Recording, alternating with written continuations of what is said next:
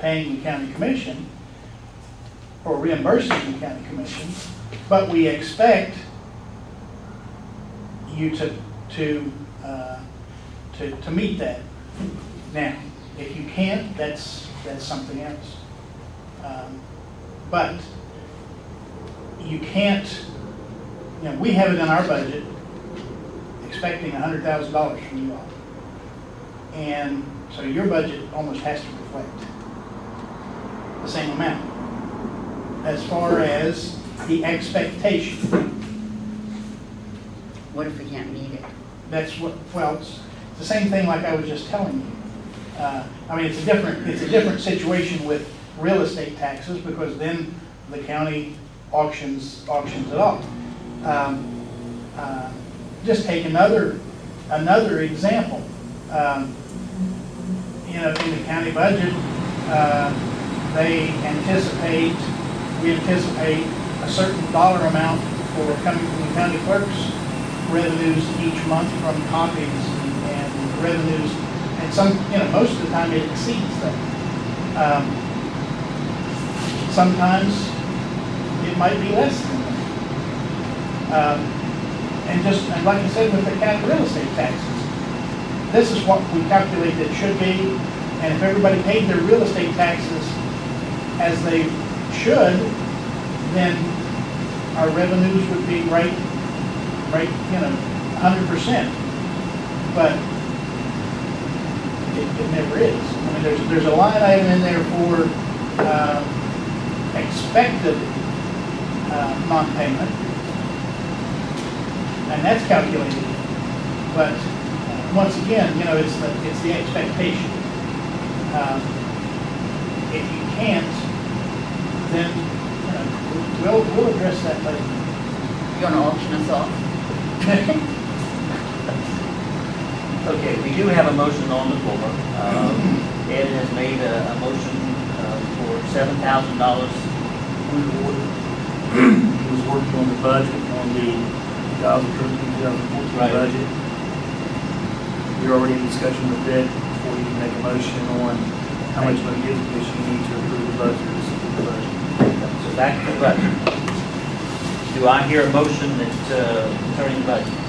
Motion to approve the budget as discussed by the budget committee. Do I hear a second to that? I second that. Okay. All those in favor, signify by saying aye. Any opposed? Nay. Okay. One nay. Okay. Motion carries. The budget as discussed in the Budget and Finance Committee will carry. Now, we have another motion on the floor with the $7,000 for this month reimbursed or I shouldn't say reimbursed, but paid to the county commission, $7,000. Do I hear a second to that motion? I have a question. Okay. How many other of the organizations pay you that money? What organizations? Well, the sheriff's department and everybody else that has a budget with the county commission. How many of them pay you that money?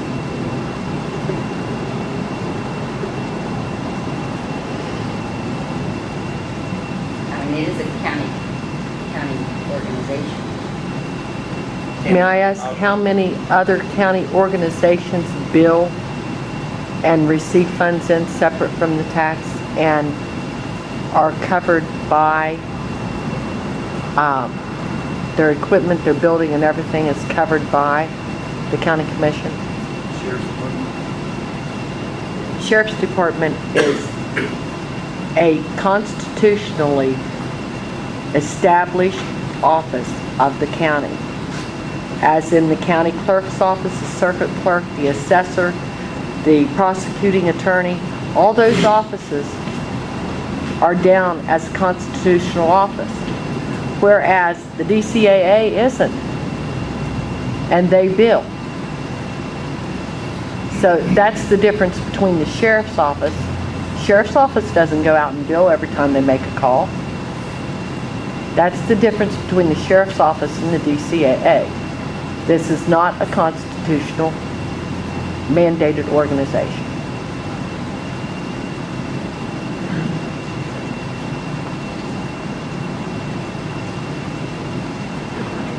Yeah, I'm not sure you got your answer, but okay, we still have the motion on the floor. I have a question. Yes. Is your motion just for $7,000 for 1 month? or The month of July. The month of July. The month of July. Each month, Each month you're going, each month, you're going to make a new motion and probably a new amount. Yes. Okay, all right. And we're trying to keep 20,000 as, Okay. you know, anything that's over. Okay. I was misled here before. I thought you were going to make this motion for the whole year. Okay. All right. 1 month. Okay. If we did that, we would come up short because it was $8,400 a month. So some months we're going to have to jump it up. Okay. Okay. We have the motion. Do I hear a second? Gary talking here, second motion. All those in favor? Aye. All those opposed, nay. The motion carries. So if you will issue a check to the county commission for $7,000 for the month of July. Okay, the generator MOU. Have we heard anything? Pat has to go back with me, it's still in the hands of prosecutor's office. And the process of it. So we'll carry that on over to committee reports. May I? When, I think the new assistant prosecutor started yesterday, she was in there today, right? So she's on staff now, so hopefully some of these things will progress. Committee reports. Hearing none, new business.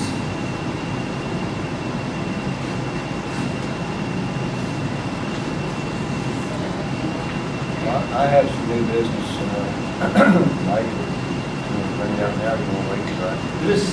Wait, we have a gentleman that's going to need to talk to us here. There's a couple items beforehand though. DCAA handbook, we've been challenged to come up with a handbook for our employees.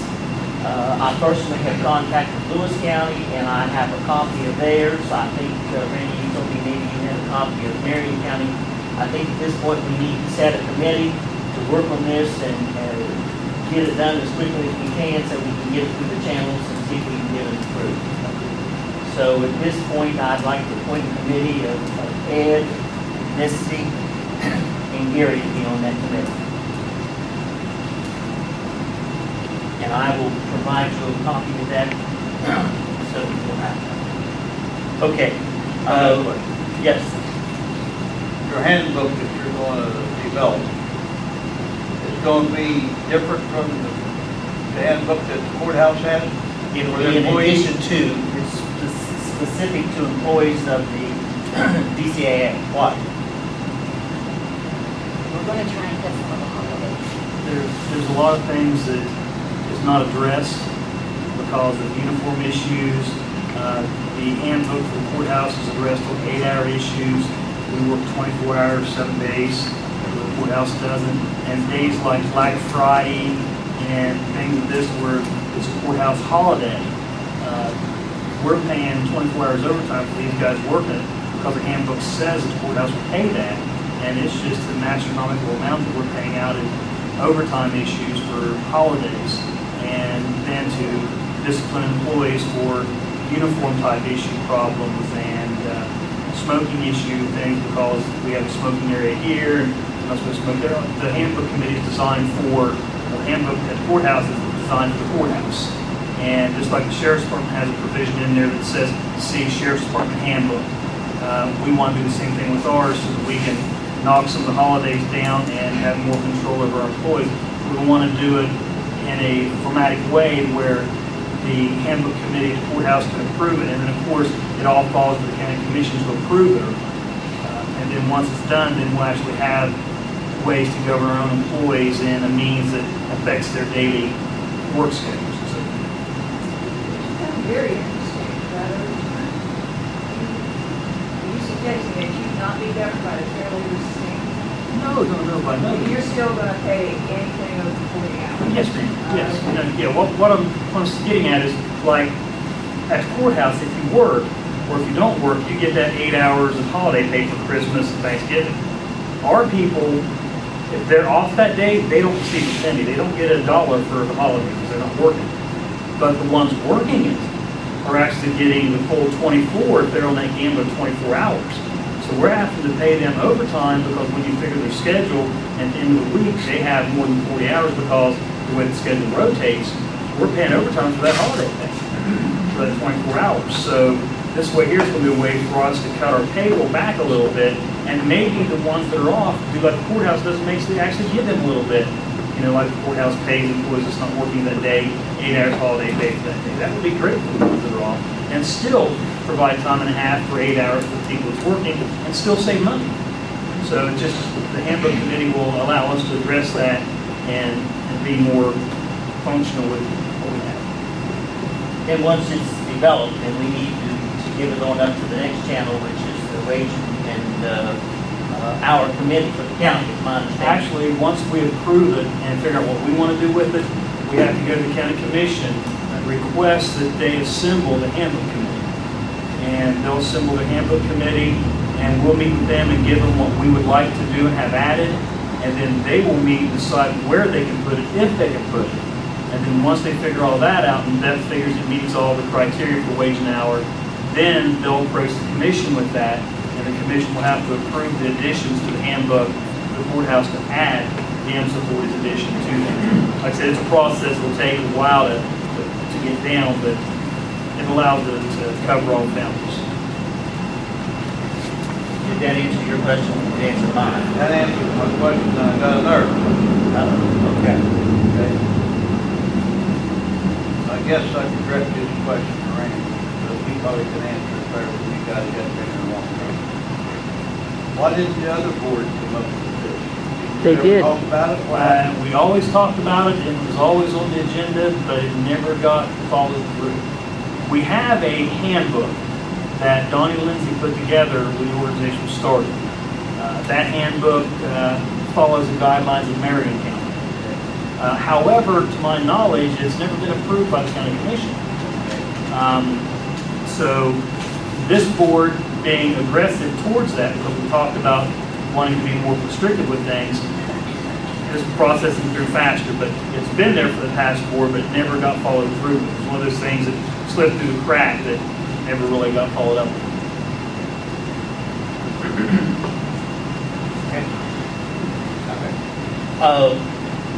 As far as your agenda says that we have personnel matters, we'll go into executive session for that later on. But we have Cameron Wilson with us this evening, and I'd like to give him the floor. Well, I'm here to talk about the purchasing card, and you guys used to be participating in the program, and then it's my understanding there's a new board now. So I am back to try to get things going for you. So West Virginia, about 20 years ago, started the process of getting out of writing checks. The auditor saw that and started the state purchasing card program, which now all state agencies utilize the card. Last year, we eliminated over 800,000 checks. We saved the taxpayers over $140 million by not writing checks last year. In 2008, 5 years ago, they started the local government purchasing card program. We now have 245 participating entities. We have paid back close to $1.8 million in rebate to local government entities. So with that being said, this program, the purchasing card, it is just an alternative method of payment. When I say we want to get you out of the check writing business, that's based on the fact that the Federal Reserve is saying within the next 10 to 15 years, checks are going to be obsolete. Personal checks aren't going to be written. Money's going more so away from the cash to a card. We all know. So we don't want to change anything about what you do, how you reconcile your purchases, the process of your purchases. We just want to say, here's another way to pay it. Checks take 7 to 10 business days to process. Card takes 24 to 48 hours to process. Businesses have their money like that. This is a Visa card. 65 to 80% of your vendors that you pay every month accept Visa cards. Unlike normal credit cards where you have a balance and it carries over, interest accrues, you don't always pay that credit card balance to zero. With this program, at the end of the billing cycle and the additional days that we allot you, you get 25 additional days from the time your statement comes in the mail and you pay your balance to zero. If your money's in an interest-bearing account, which I know now everybody knows interest is hardly anything, your money sits in that account. We call that float time. So your United Bank is paying your transactions while you're paying with this card. You pay them back to zero. So your money in a perfect world sits in an interest-bearing account. You gain some interest. We also pay you back a quarterly rebate off your total spend. There's no charges to you to sign up. There's no charge for you to leave the program. If you approve the program, I sit down with Randy next week. A week after, you guys decide this isn't for us. You walk away. No harm done. We have 245 entities participating. So, we're coming to a close end here with the sell of the program. We have, we offer you instant electronic trail the minute you start using the card. You have online banking like you would have in your own personal life. You would have the ability to go on to our online program, view all your transactions from the very first transaction you ever made until you're done with the program.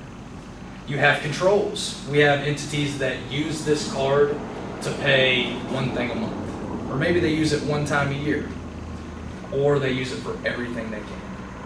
So after hearing what you guys were discussing, with your relationship with the county commission, this might be a good way to stimulate some extra finances pretty easily.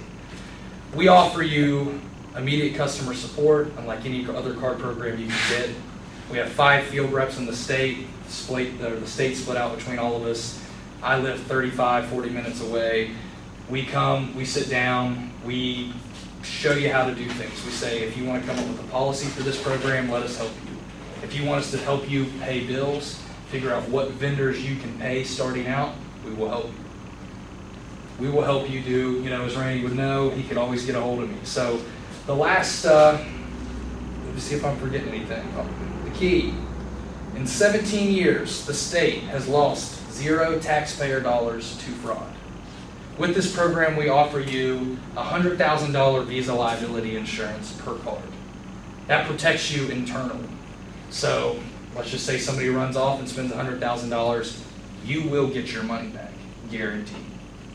Externally, everybody knows there's people sitting in dark rooms right now processing thousands of credit card numbers a minute.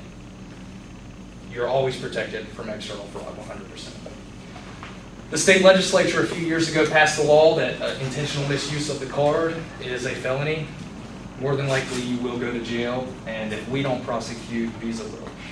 So it's a great way to have stabilities, controls, kind of set a benchmark and standard for how you want your procurement process to be for the future, while also stimulating a little bit of financial income. Is there anything I'm leaving out for you? Our rebate is 1.10% based off your total spend quarterly. And that is tiered. I gave you guys a rebate schedule. I would assume you guys would be between that 0 and 500,000 mark throughout the whole process. But any questions? So basically, it's a credit card that's approved by the state, Yes, sir. and we use it for. Yeah, this is actually, I still have my card because when the board was replaced, Barbara and Chuck were the administrators of the account. So the state had to freeze. We talked about it. He said, well, we can shut it or we can freeze it. And I said, well, I'd rather freeze it, so it's a lot easier to reopen if the board chooses to do such.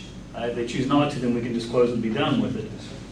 But it's on hold. But what it is, it gives you a card just like this. You pass down, it's just a Visa card. It's individualized to the individual, so that, it's not a card that, I cannot give you that card and tell you to charge something on it. If I give that to you and you charge something on it, I can get held fraudulent, I can go to jail, because that's got my name on it, and that's where the state's really heavy on misuse of the credit cards. So they're really strict with it. It was set up to where Chuck had one, and he had the largest amount. It was like 40 or 60,000. We had an ungodly amount on there just because it was set up that way. But it was set up to where if you had to buy an ambulance or something major happened, and you didn't have that kind of money in your account, but you knew you was going to have the billing cycle come in, you could pay $20,000 on the card and get it done. You had that much money there to back that. But you had to pay it within the billing cycle, which, like you said, is 25 days over your 30 days. So you get an additional 25 days when you're paying it. It's usually around 55 days you'll have to pay your balance to zero. So it gives you a little bit of leeway to pay your bills and move things around, but more importantly, it allows you to pay your bills instantly to where you don't have to use the checks. Like Chris, instead of sitting down writing all these checks done every week, she can actually just go ahead, and we've got a statement already printed out to where it's got her name, her card number, her signature, and she writes the amount that she wants to pay, and it goes in a file, and she uses her card. Power bills paid, the insurance, whatever else additional we have that needs to be paid is paid boundary, and all that was paid through the card. And in addition to using the card, the state would give us a rebate back for using the card. So for us saving money and not paying for checks and paying our bills, the state gave us back money for participating in the program. So that's why it was such a positive thing for Chuck to do this. It was a win-win. I mean, if the card sets and is not used, there's no damage. But if it's used, it's paid within 55 days of the time you use it. So it's not really a gamble. It's an addition to what we can do and how we can do it and be more effective. Plus, the tracking of it is tremendous because, like I said, you can go online and you can track each month. I get a statement of what my card was spent on, and he got a statement of what his card was spent on. But because he was the administrator, he had to go back over what my card was used on, Barbara's was used on, and his was used on, and had to approve all them in order for them to go ahead and process and pay it. So it was a triple check system. So it covered us in more detail than just two signatures on a check. It was more effective, and it allowed you to go back and look in the accounts and see what was paid, when it was paid, and then if there's an issue, they got a legal department that comes back and backs you from the state. And what I liked about it, we had a vendor who wouldn't accept it. We called them, they made a couple phone calls, the vendor called and said, yes, we'll accept that card, thank you. So it worked out pretty nice for us. Chris is treasurer, what's your opinion of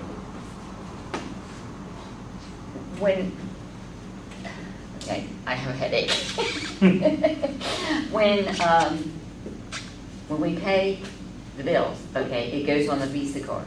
And then, like, at the end of the month, then I just write you a check, or I just Yeah, write so you a check. Is the way that- this is meant to work is, although we're eliminating as many checks as we possibly can, you will write one check back to United Bank by the end of that additional 25 days. So we usually, cycles in between the 26th and 28th of every month. You'll receive a master statement, and then from that point, you'll have 25 additional days. And then you pay your balance to zero by writing United Bank a check. And we're moving towards the online payment to them. I'm not sure when that's going to take place, but there's been a lot of changes over the last 15 to 17 months. So we're really in a good place now. There's a couple things we haven't unveiled yet. So. Plus, it gives us a card to where if we want to send someone out of town for training, you got a card to put it on your account in order to get the hotel rooms, pay for the classes, and do things that you don't have to do the paper transpire. It allows you to set up and do that. If the board needs to go to training or go to do something, it covers to where you can actually set the rooms up and process things better. Where a check you have to mail, wait on them to approve it, and if the room doesn't get taken prior to you getting there, then you're all right. So it's a credit card backup that has a fail-proof case behind it. And actually, the Doddridge County Commission actually participates as well, and West Union. So. Does the county commission ask to accept them? Yeah. Do you accept credit cards? No. So we can pay your money to you No. with credit card? We want to make some money. I used to have a government credit card, and they would issue it to me for travel, okay? And I was liable for the payment. When you issued these cards, I just saw Ralph's, and it's in his name. So when these are issued, are they issued in the name of the individual? Yes, ma'am. That would be so authorized? And- Who is liable for the payment? I know you're agreeing how it would be done, that it be paid for by the DCAA. But when the day is over, who is liable? Which is different than what you all agreed. Who's liable? If the individual holding the card Yeah. uses it fraudulently, they are liable. Mm-hmm. The entity would not, that's the point of the Visa liability insurance. So the entity is not responsible for their mishap. Who is liable when the day is over for seeing that the check gets out the door to you all in the 55 days? Because I used to pay my own. I paid my own. Okay, I had the credit card, it was a U.S. Government credit card. I paid it, then I turned in my paperwork and was reimbursed.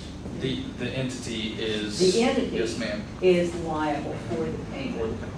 If they don't make that payment within the 55 days, is there an interest rate? There's and a one penalty? fee that you would ever incur, and there's, a lot of banks have interest rate fees, finance charges, service charges, they load you up. There is a standard market rate interest fee. We rarely see that happen. When you have 55 days, there's little delinquency. But it's based off the standard market rate, and I don't know what that is right now. It was 8%, but that is daily accruing on the balance until it is paid. So, Can I get one? It just sounds like such You can use mine. It would be, and just take note here. Like I said, you can use this program like you want. If you want to issue one card now to start over, AP department, pay 5 bills, start out. Let's just start small. Let's pick 5 vendors, let's pay them before you branch out to having card holders or any sort of thing like that. If you want to reacclimate yourself to that sort of thing, I would suggest to start small again. But Randy's been involved with it since we ever approached him. We only had 3 to begin with. And it was And Barbara never used hers. Chuck used his to pay the bills, and mine was used for training or such emergency would come up when he was out of town traveling. And that was the only time mine was TV used and stuff. Is this the $100,000 credit card that was on the list that I found that time? Probably. You never had a $100,000 card. I don't know how what is our limit? It was outrageous, our limit. Well, was. you hadn't, your limit was more than it should have been, but we corrected that. Yeah, we can't. I've been doing this for about 2 years, and I think probably 8, 9 months ago, we approached and lowered the limit. Because the thing is we were going through the whole process of getting people to participate and sign up. So, after a year, you look at the numbers and you say, okay, well, this entity has $500,000 and they're spending $30,000. That's bad program management. So I went around to everybody and gave them, what they needed. I suggest that if you go with this program, again, we figure out what you need based on how you intend to use the card. And we can start with a whole new credit limit. We can start with, who has a card again. We can go through all that process and what they need. So then we don't overextend you. You don't have some line of credit that's astronomical floating out over your head because you don't need it. The great thing about our program is we will give you whatever you need. So if you came to me and said, we have a huge building project and we want to try to purchase everything for the inside of it on the card, we're going to need $50,000 or $100,000. We'll issue that to you. We want you to use the card. So If you're gonna use it once a year, you probably don't need very much. So, did you have another question? No, that's, My comment was, even though you say that they would never be liable because of fraud, they still have to be aware and watch, because if the fraud isn't discovered, then you pay for it. Yeah, and they have training yearly that you can go to. Chuck and I went to a couple, Barbara and I went to a couple, where they go over the use of the P cards, what you can purchase with it, how you should use your P card, and scared you to death on using your P card. We'll give you free training anytime. So we have conferences, but we also have a training coordinator out of Clarksville, and he'll go anywhere, anytime, sit down with whoever the cardholders are gonna be. I have a girl that I work with, she's really good with AP, so she'll sit down with, somebody who's gonna pay the bills and really help them figure out how to make my life easier. How am I gonna, some of these vendors don't accept the card, so how do we know up front? Well, we're not gonna waste our time and spend a couple hours figuring out that these entities don't take the card. So I can run a vendor list through a database at Visa. I can come back and say, roughly between 65 and 80% of the people you pay take Visa. So then up front, bam, we can do this. We can stimulate some growth. And you got what we paid out the past year and vendors we paid. You have all that still in file that they have access to. Yeah, because we it's the agencies. we can go back to the first transaction ever on a P card in '96. So yeah.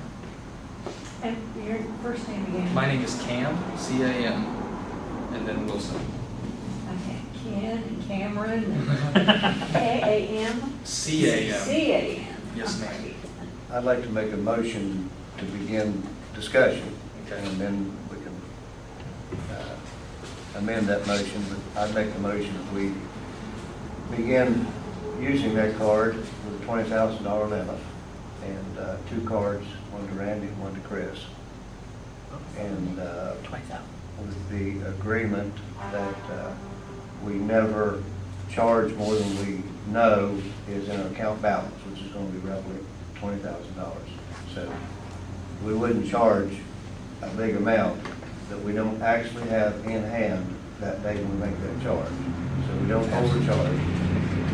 And if we feel that there is some big emergency, we need to buy something that exceeds what we have on hand that day, and we know we have a period of time that money's coming in, that the ambulance authority grant permission for exceptions. But without that granting authority, we not go beyond the credit card limit. That's my motion for discussion. may I ask another question here? Is it hard to extend the credit limit? In other words, if they take it in at $20,000, can they expand that if they need to? Absolutely. You can do temporary credit limits, changes within 5 minutes. We used to have it where you guys would have a program coordinator. That would be established after you approve this, and that would be the person that would be my main contact. They become the program coordinator. They will have the ability to go online now and change the limit up to a certain dollar amount on a temporary basis. Anything over 30 days, let's just say you have a big project in 30 days, it's going to be 50,000, your card's 20. Then the coordinator would get on with me, we'd send them the request, which usually takes 10, 15 minutes. So yes, you can change your credit limit based on need and, at any time.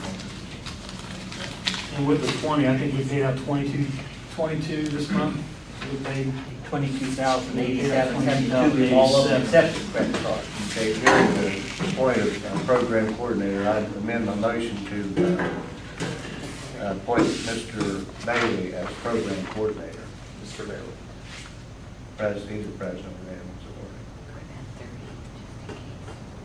Okay, Chris has brought up a question about 30, and your justification is because the 20 might not carry us And we did the 22, 55 day.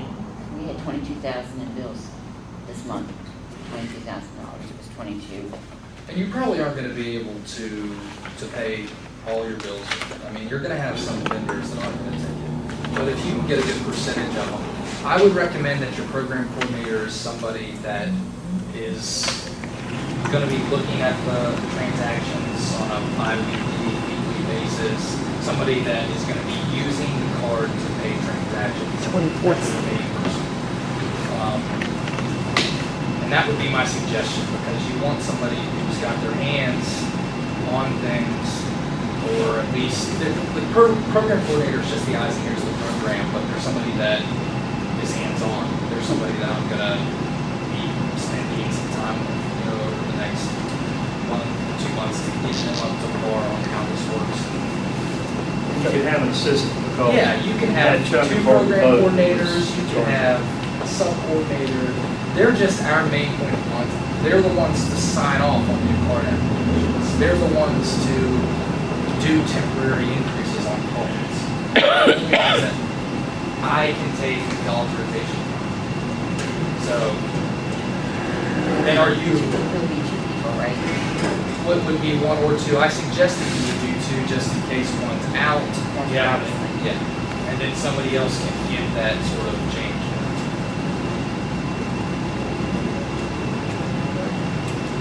Are you the one who Not pays? as treasurer. Okay. Yeah, I'll amend that motion to include Chris as a code coordinator.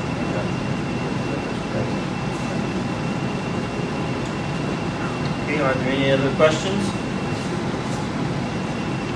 On the motion, are you gonna leave it at 20, or are you gonna leave the program coordinator to adjust?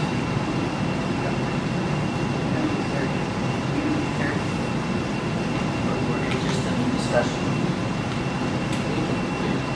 I'll amend my motion to 30,000. Just in case something happens to one of the trucks. Amended 30,000. Okay, 30,000? Yeah.